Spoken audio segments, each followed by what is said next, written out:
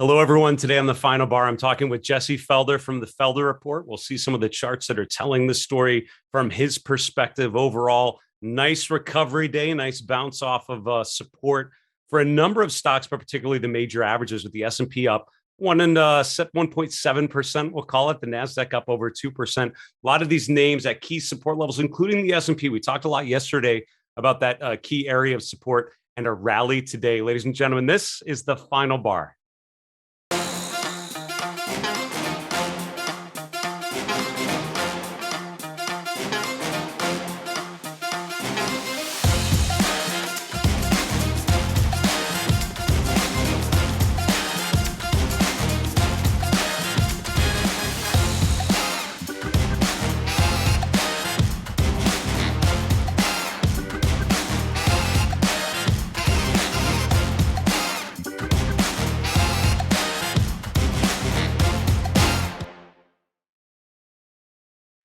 Hello, everyone. Welcome to the final bar. I'm your host, Dave Keller. I'm the chief market strategist here at StockCharts.com in a, we'll call it, volatile weather environment here at Redmond, Washington. Thanks for joining us every weekday after the close as we break down the activity in the markets using the technical analysis toolkit.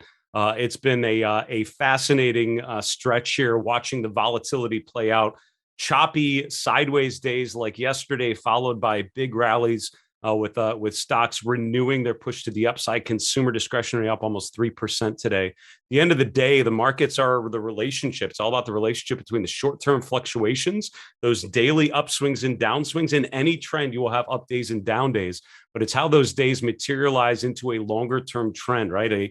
A longer-term uptrend tends to have those more often those the big up days and the minor down days. And at the end of the day, connecting today's movement with the longer term trend, I would argue for a lot of investors is the game. It's very easy to get sucked into the short term environment. So I would always remind people, make sure you make short term decisions with short term charts and long term decisions with long term charts. What we try to do on this show is connect what's happening today with the big picture. And our guest today, Jesse Felder, is one of the better ones I can imagine to help us try to make that connection. We have other really good guests on this show. Just to let you know what's coming up this week. Tomorrow on Wednesday, the 20th, we have Javed Mirza at Canaccord Genuity in Toronto. On Thursday, Tony Dwyer, one of my favorite macro strategists, share with us some of the big picture themes, thinking about interest rates, their relationship to all of the sector leadership movements that we've been talking about. Coming up the beginning of next week, by the way, we're going to be out of town. A couple of us on the StockCharts TV team, hoping to upgrade the StockCharts TV platform. So we'll be no live shows for a couple of days. We'll be back midweek coming up next week. Let's get to our market recap. Let's talk about some of the key charts to pay attention to, given what's happened through the course of this week and today. But first, I want to talk about a poll. We always have a poll running on our StockCharts TV live stream page and also on our social media accounts. So make sure you follow us on Twitter, follow us on our YouTube channel. We asked you recently, know your technical indicators. Which indicator does not imply price direction, but simply measures the strength of the underlying trend? And the correct answer, 63% of you very much said ADX, the average directional movement. The other three actually all imply direction. RSI, the relative strength index, is really driven on the strength of the movement, but does indicate direction, right? A higher RSI means a stronger upward momentum, and the opposite for a lower RSI. The relative strength is really measuring performance relative to an index and is all about the strength of the trend relative to, based on the direction itself. And the SAR, the parabolic stop and reverse system, is based on directional movements as well. The reason why I want to ask about those four particular indicators, really the three, ADX, RSI, and the parabolic studies or the parabolic systems, is they're all designed by Wells Wilder. There's a book, New Concepts in Technical Trading Systems, where he sort of unveiled and presented some of these indicators. I was thinking about ADX because earlier today we were recording some of the content for our upcoming StockCharts draft, which is going to be airing end of next week. And one of the panelists there, Joe Rabel, uses the ADX line often in his work, and he was sharing us one of the examples that use the ADX line. Looking at my chart here, you can see the ADX is essentially telling you the strength of the trend. The higher the ADX line, the stronger the trend, but it doesn't really imply direction, right? So if the market moves lower, and in a significant way, the ADX line will go higher. If the market moves higher and the trend is strong, the ADX will go higher as well. So it's telling you basically the amount or the strength of the trend, the velocity of the trend, if you will. So combining something like ADX with other indicators like RSI, like MACD or PPO or something can give you a good relationship of the direction of the trend and the strength of the trend. And that's why it's an interesting, potentially a component to your analytical process. Let's continue on with our market recap here. As I mentioned, the introduction, good day overall for the major averages. A lot of individual names having nice bounces today. But again, some of these names are coming off of some fairly beaten down levels. As I'm looking at some of the names that are rallying the most, some of them have had a tough stretch. So they're coming off of a fairly weak point of view. Having said that, the S&P, decent day up 1.6%, closing just above 4460. The NASDAQ composite up over 2%. Mid caps and small caps up as well. All three of those major indexes that we would track in the S&P family all up, and mid caps were actually the best performer, over 2% higher. The VIX is off a little bit, just above 21, still above that 20 level, but coming off from yesterday. Interest rates continue to push higher, and you had 30-year yields actually pushed just above 3% earlier in the day, settled in right below there. But both the 30-year and the 10-year rate are very, very close to that 3% level. Both of those have not seen that sort of level in quite some time. So you've definitely seen a rotation away from bonds in general. We'll look a little later at the chart of the TLT. I think one of those I put in the 3 and 3, the TLT or the AG of one of those, but continuing to make new lows and stretch that movement to the downside as interest rates are going higher. Commodities coming off quite a bit today, and we've talked about that strength in the commodity space. We might bring up a chart of the DBC here in a few moments, but the DBC, which is a broad commodity ETF, was down 2.5%. Natural gas, really the worst performer, down almost 8% today. Now, natural gas prices obviously incredibly overextended. They have an incredible run to the upside. The UNG is what we're showing here, but $ nat gas is a way to track the forward contract on natural gas on our platform as well. Finally, cryptocurrencies bouncing a bit higher today with Bitcoin back above 40,000. Ether nearing 3,100. Now, both of those have shown some struggles recently, but a nice bounce today to recoup some of those previous losses. Let's go next to a chart of the S&P 500. We'll hit on some of these charts that I mentioned before and dig into a little more detail. So, on yesterday's show, we talked about the S&P 500. We talk about nearing support and testing that key support level around 4380. So today you get a nice bounce to the upside. While yesterday we were literally testing the 4380 level during the day, and we'd been there for the last 4 sessions. We opened right about at that same level, and that's a Fibonacci support level we talked about in yesterday's show quite some bit, sort of mirroring the high that you saw at the end of February, beginning of March. That's the same level that we found support over the last week, now bouncing higher. And so, the S&P and the NASDAQ sort of bouncing off of potential support. The question is always, after a day like this, after a downward trend, is the sustainability of that move. Is that one big push off of the lows? Is this just the beginning of something more significant as a stronger short-term uptrend materializes, or is this the bounce off of support that we might all expect before the move lower? And I think the key level to watch would be the ones we talked about. That 4380 range is this blue shaded area. We hold support there, and overall this market overall is stabilizing. We break support, and that's when we can start to be concerned. I was looking at a lot of these charts yesterday morning for the first time after taking a week off on vacation last week. And what struck me on the chart of the S&P was the RSI sort of very much mid-range, right about at 50 today. And it's sort of stuck between 60 on the upper end and 40 on the lower end. You compare that to some of these more overextended periods when the RSIs become overbought or oversold. That's when you've had more of a significant trend. This is really telling you, in many ways, the absence of trend. It's sort of an equal momentum. Up days and down days are fairly in balance. You've had big down days and big up days over the last 6 or 7 trading sessions, even though directionally we really haven't made much headway in either direction. It's been more of a choppy environment here. So the question is, what happens, right? Do we break support at 4380? Do we regain the 200-day moving average, which is right around 4500? I think that's the real question that I would be looking at this chart of the S&P 500.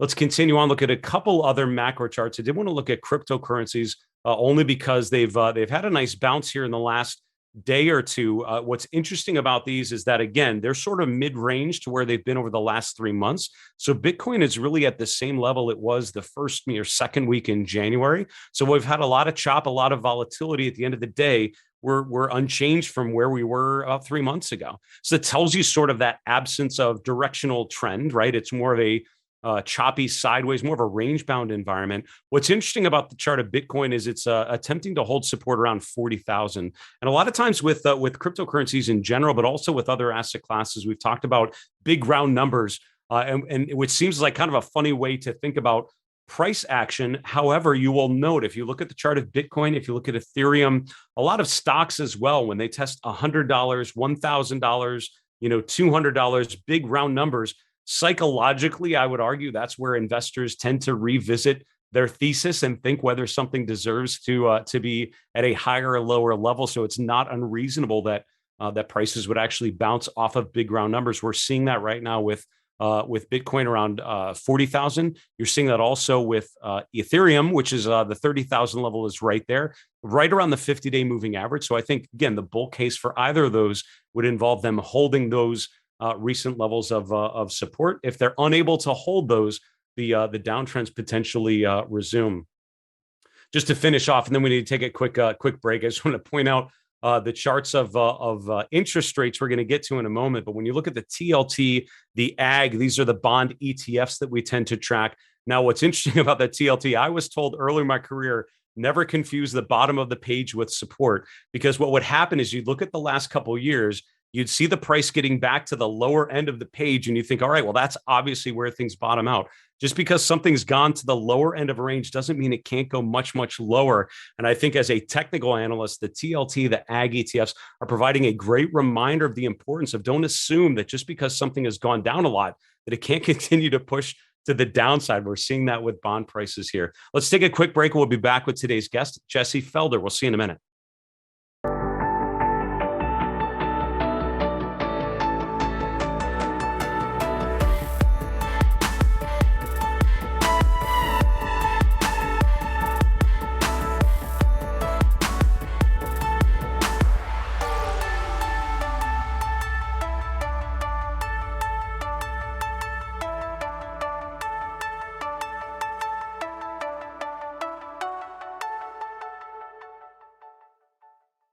Hello, everyone. Welcome back to the Final Bar. This is Dave Keller here at StockCharts.com. We really appreciate you joining us every weekday after the close for our show. I want to get to today's guest, Jesse Felder, in a few moments. But first, a couple announcements for you. First off, we welcome your questions. We're going to do a mailbag segment a little later in today's show. We'd love to feature one of your questions in our next mailbag on Friday's show of this week. Our email address is thefinalbar@stockcharts.com. We're on Twitter @FinalBarSCTV. We're on YouTube. Put a comment below the video you're watching on our StockCharts YouTube channel. We'll gather all those questions. Hope to answer one of yours live on the air on Friday's show. Also, go to StockChartsTV.com. That is our on-demand platform. So much great content, knowledgeable guests like Jesse Felder and many others, special events like our upcoming stock draft, our Chart Madness special from last month, The Pitch, which is coming up later this week. So much great content every trading day for free at StockChartsTV.com or on your mobile device. Just search for StockCharts TV on demand. I want to welcome on today's guest, Jesse Felder. Jesse's the editor of the Felder Report, very graciously coming to us from overseas. You're in Spain at the moment, Jesse, but thank you so much for staying up a little late and sharing some perspective with us. Absolutely. I always love doing this with you. So you, as always, bring some really interesting charts that help us think about what's happening now versus the trend. This first chart actually has a number of different things on it. Can you talk us through and what it's telling you about the environment here? Yeah, actually, both of these charts are more macro focused. They both come from Stan Druckenmiller, or were inspired by some of the things that I've seen him say.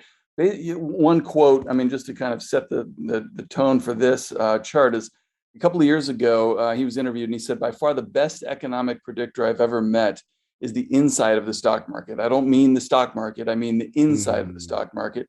And that's looking at cyclical companies within the stock market. And I particularly like, because it tends to be the right kind of timing, trucking, retail, that kind of stuff. So this is the relative performance of retail, transports, home builders, semiconductors, and industrials. And you can see, aside from semis, all these other sectors in terms of relative performance, peaked almost a year ago and have been in relative downtrends to the S&P 500 ever since. Semis peaked at the end of last year, and so far this year, for the 3.5 months or something, they've been in a relative downtrend. So this is basically the inside of the stock market telling you that the drivers of the economy are potentially slowing down, and to be on the lookout, prepared for other signs of recession. A lot of people are talking about the inverted yield curve in these things, and I think this is even more important to pay attention to than the inverted yield curve. Yeah, it's one of those where looking at this chart, I mean, if you're thinking of the bull case in stocks, you'd have to assume that a lot of these lines would have to start turning higher to sort of propel, I mean, to have meaningful gains or improvement in the conditions, right? It would make sense to me. Your second chart plays really well on John Murphy's discussions, many discussions on intermarket analysis. What is this? What are we seeing here? So this goes back to the 2000 stock market top. Stan Druckenmiller was very open about his difficulties in trying to time that market environment.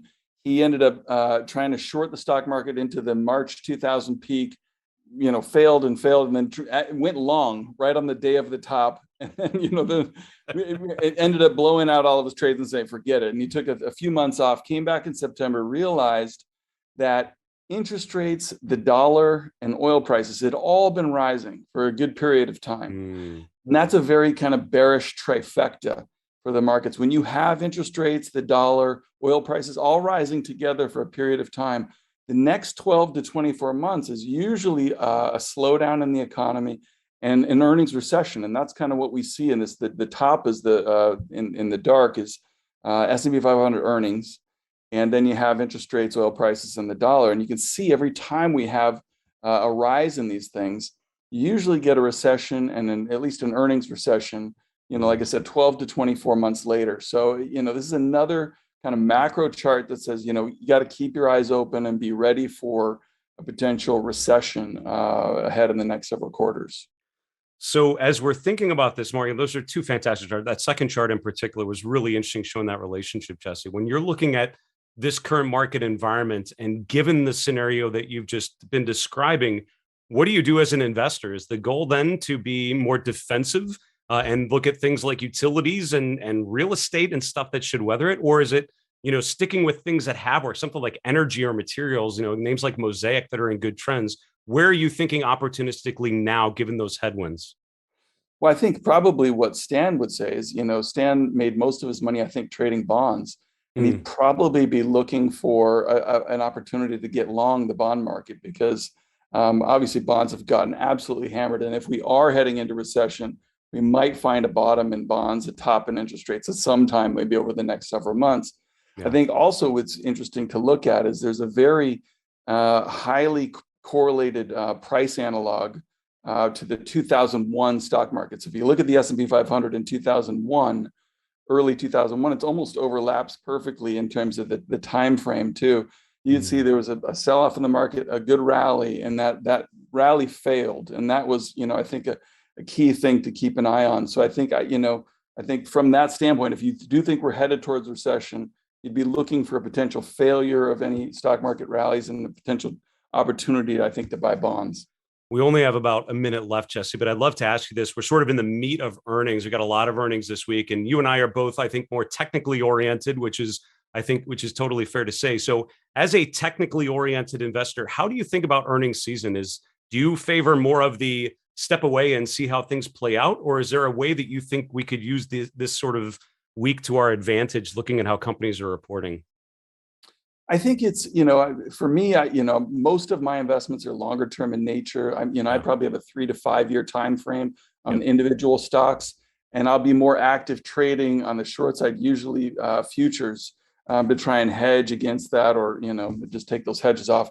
And I do think I'm looking for a potential. It looks like this rally has been failing over the last few weeks. Obviously today's rally brings that into question. But I'd be looking for, how does the market do, as it starts to rally back up into resistance, and potentially set up for an opportunity to sell short.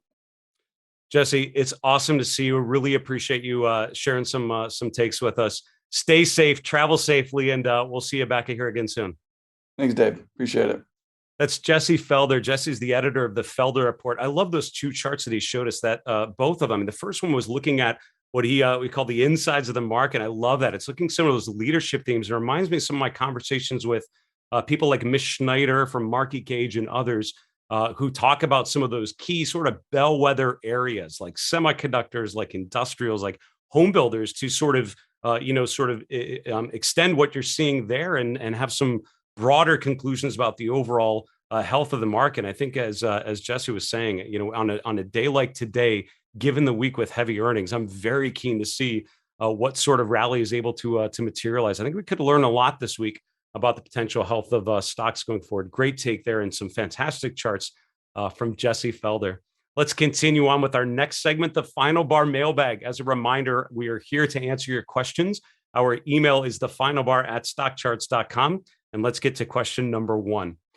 I like to trade futures along with equities. And yesterday, after the close of the regular futures session, a full-time professional futures trader that I follow on Twitter said that today's candle in the E-mini front month futures contract on the S&P was a, quote, clear, unambiguous bullish hammer candle.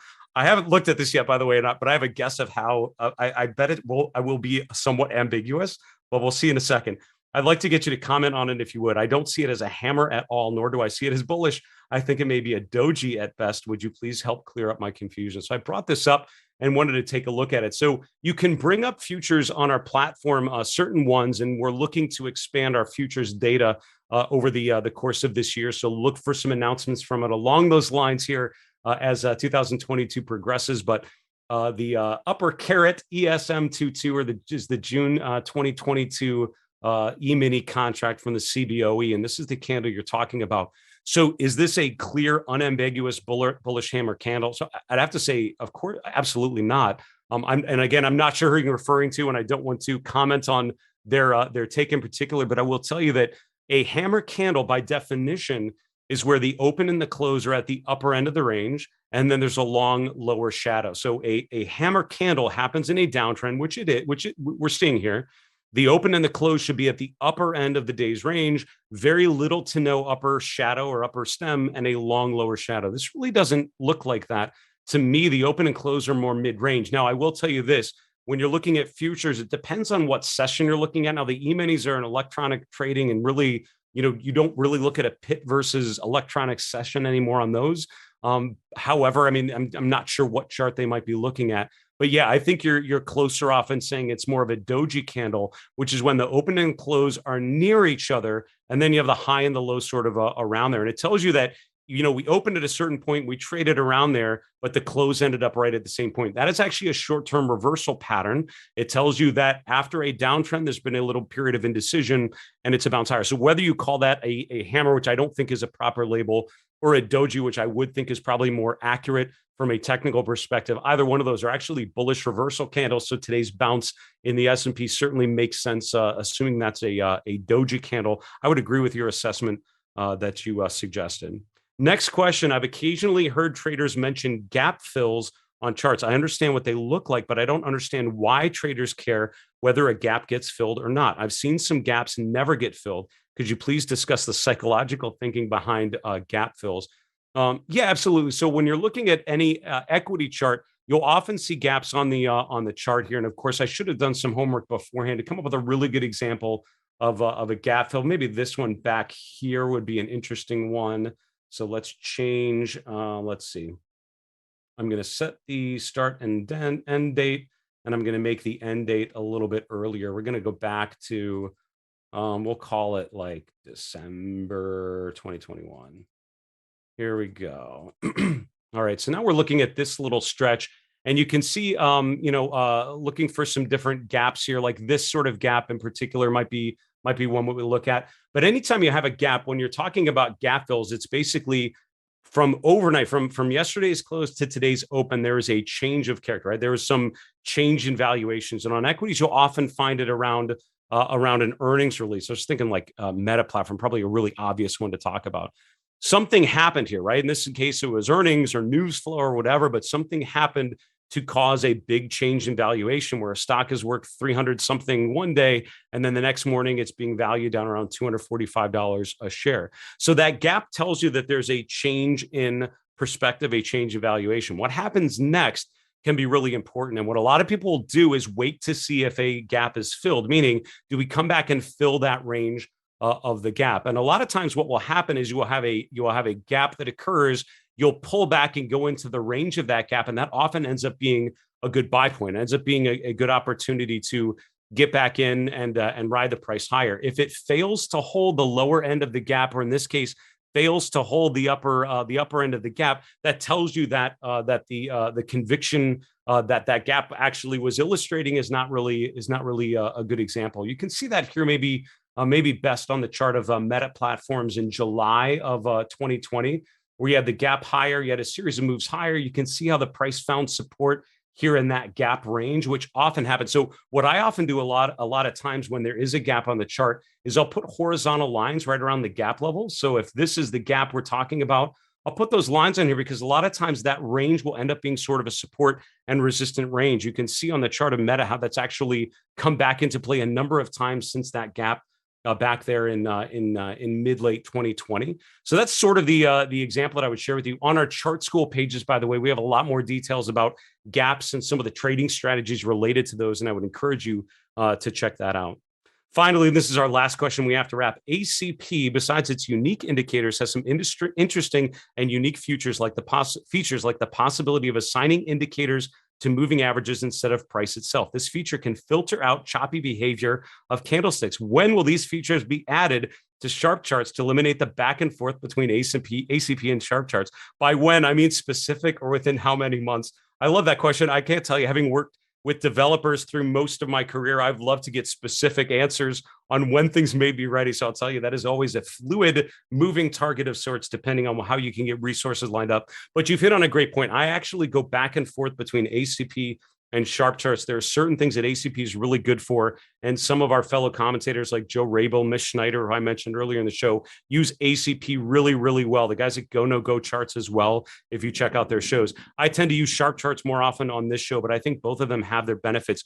Over the course of this year, we'll be working on adding some of those features from ACP back into SharpCharts. And our new version of SharpCharts will be coming out later this year. We're actually working on that now, and it's going to be fantastic. I can't tell you much more than that, but I will tell, and I can't tell you a specific month. I wish I could, but as soon as we have some more clarity on that, we'll definitely share it with you. But thanks for picking up on that. You're absolutely right. And SharpCharts is going to continue to get upgraded more and more significantly through the course of this year. We need to go right to the 3 in 3, 3 charts in 3 minutes, more like 1 minute today. And here we go. Chart number one is the TLT, the long bond ETF. I was very interested to hear Jesse Felder's take. I love his comments on interest rates, which I think are right. And that chart showing the dollar, the long bond yield, I think it was, or maybe the 10-year yield, and crude oil was fantastic. That's an interesting chart I'm going to keep an eye on. And I mentioned the fact that bond prices have been in such a strong downtrend. I was very interested to hear Jesse talk about looking up for a potential rise in bond prices. I'm thinking back to February of 2021, where you had an extremely oversold condition, and then you had one more low, and then bond prices started to rally. I'm interested to see if we have a similar setup here. We're actually oversold right now for the first time since that first quarter of 2021. So I think bond prices are going to be really important to look at for sure. Chart number two is looking at breadth, the percent of stocks above their 200-day moving average and above their 50-day moving average in the S&P 500. Both of these are right about at the midpoint, right around 50%, telling you it's a 50-50 split between stocks above or below those moving averages. This remains above 50%. This is a bullish market environment. If it's below 50%, which it is for the last week, that's telling you more bearish than bullish. And this 50% line, I'm very keen to see if that is able to hold above 50%. Finally, I mentioned our StockCharts draft, which we recorded some of that content earlier today. That will be coming out next week. One of the 16 stocks that was selected was this one, Biogen. I was interested to see how many healthcare names were mentioned. I'd encourage you to tune into that next week. You can go to StockCharts.com/stockdraft to see some information on that upcoming special. But this is a stock putting in a higher low and now making a bit of a higher high back above its 50-day moving average as the RSI improves. Folks, that's our show. Special thank you to Jesse Felder from the Felder Report joining us today from Europe. For StockCharts.com in Redmond, Washington, I'm Dave Keller. Be safe. Have a great night. Hey, Grayson Rose here with StockCharts. Thank you so much for watching. I hope you enjoyed that video. If you did, consider giving it a like down below, maybe leave us a comment, and if you're new to the channel, you can subscribe at the link up above. We're gonna bring you daily content from an incredible collection of technical analysts and financial experts.